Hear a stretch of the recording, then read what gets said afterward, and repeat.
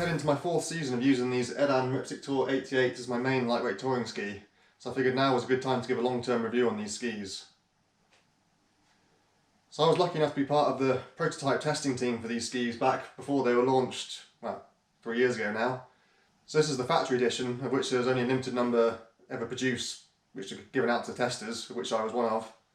So I was testing these extensively during the end of the 2021 ski season, and you can see all my videos in the playlist, which I'll link at the end of this video and in the description.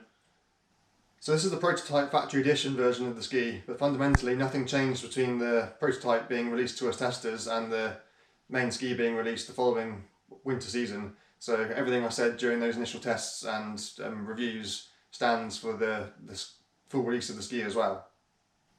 So I've covered all the technical specifications of these skis in my previous videos, so I won't cover it again in detail now, other than to just provide the link, which will appear up here somewhere and again in the description.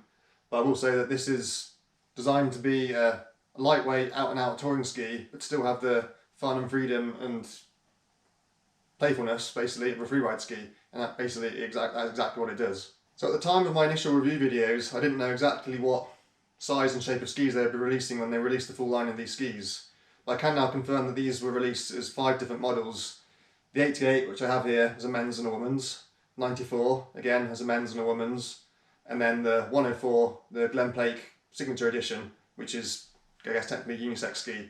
But fundamentally, the men's and women's skis are the same ski, just with they come in slightly different length options, and the graphics are different, but it really doesn't matter. If you're a female who happens to prefer the men's graphics and ski the men's ski, it's going to ski just as well as the female ski would have skied.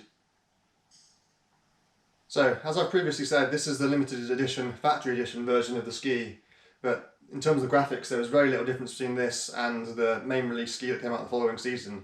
There were some subtle differences, but you basically have to be holding the skis next to each other to be able to tell the difference. So ultimately, for the last 2 years, the ski that you would have bought in a shop would have looked very, very similar to this if you're buying the 88. But they have now had a revamp for the 2023-2024 season, so I'll include some pictures of those now. Again, they still retain the same kind of colour scheme, so the 88 has got the dark green, light green colour scheme, the 94 has got the kind of grey, gunmetal blue type colour scheme. I don't think the Glen Plake Signature Edition skis are going to be changing for the coming season. They're still the bright and loud pink and orange that you come to expect from the Glen Plake Signature Edition skis. So the main thing you want to know when watching a long-term review video of a ski, or any other product for that matter, is durability. Because all the fundamentals of performance, I all cover those in my initial review videos, and they haven't really changed. But I've given these skis an absolute battering over the last 3 seasons, really pushed them to the limits and all the extremes that the Chamonix terrain's got to offer. Skiing steep couloirs, icy pistes, slushy pistes, long, full day, 12-hour, 14-hour ski tours. They've done a lot and they performed really well.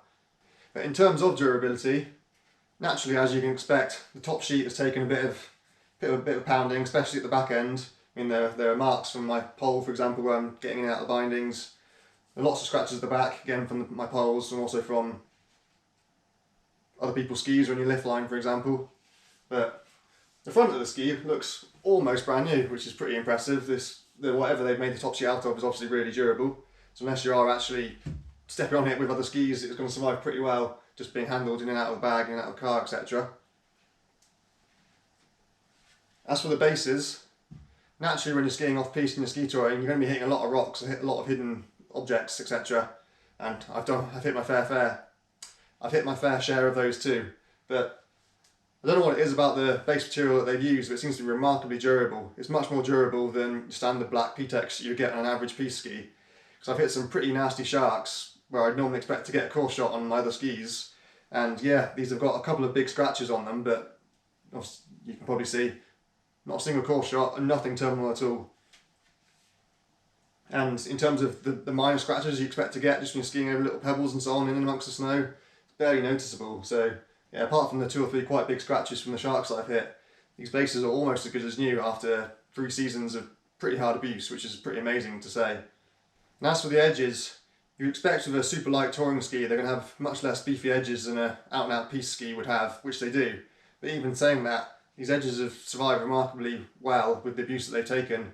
I've only think I've sharpened them once or twice since I've had them, and there's still tons of edge left. And even though I've hit a few rocks, I've hit a few stones in the piste, there's no major damage to the edges. I've not got anywhere close to blowing an edge, which is obviously good news, but the fact that they're holding up so well after 2 or 3 seasons is obviously a great sign for a really lightweight touring ski. I've had other really lightweight touring skis in the past and cracked edges on them really easily, so these are clearly a really durable, really good ski. So indeed, the only meaningful damage I've done to these skis over the last 3 seasons, it's actually on the other ski, is I've had a bit of problem with top sheet lamination down at the tail here on one ski. I've had to repair that multiple times just with using epoxy, done it myself at home. It's an easy job to repair, but it keeps coming undone, and that's clearly a bit of a recurring problem on this ski, which maybe it's my fault because I'm not the most flexible guy and I really struggle to do kick turns of these on steep terrain. So maybe that's just for me crossing my tails and I'm trying to kick turn and I keep flicking the top sheet off. Or maybe it's just from over keen people in the lift line keep standing on my ski. So it's not necessarily Elan's fault, but it is something to be aware of. Top sheet is liable to delamination, but in theory it's a nice easy fix. So yeah, after plenty of abuse over the last 3 seasons, the only meaningful damage I've done to this ski is a bit of top sheet delamination on one of the tails, which that's pretty impressive going really. So yeah, really well made ski. Of course, in any touring setup, the ski is only half of the package. The skins are also important. As I mentioned in my final review video way back when I was first reviewing the skis, the skins did seem to have quite low durability. I was losing a few threads of the skins basically every time I used them, and that is still the case. I'm still losing threads nearly every time I take them out. But the skins still work. I can still have them. They haven't completely fallen apart. If you lose 1 or 2 threads every time you use them, they'll still last for 100 years probably. So yes, it is something worth bearing in mind. If you've got a really light skin, it's going to be less durable than a heavyweight skin. They'll still last for plenty of seasons, and indeed you'll probably want to be replacing the ski before you need to replace the skin anyway, as long as you take care of them and you clean them and etc. So yeah, the skins, again, no major damage, just loss of a few threads each time you use them. So durability wise, they're not doing too badly for a super light skin either. The one thing I would change if I had my time again is the length of ski.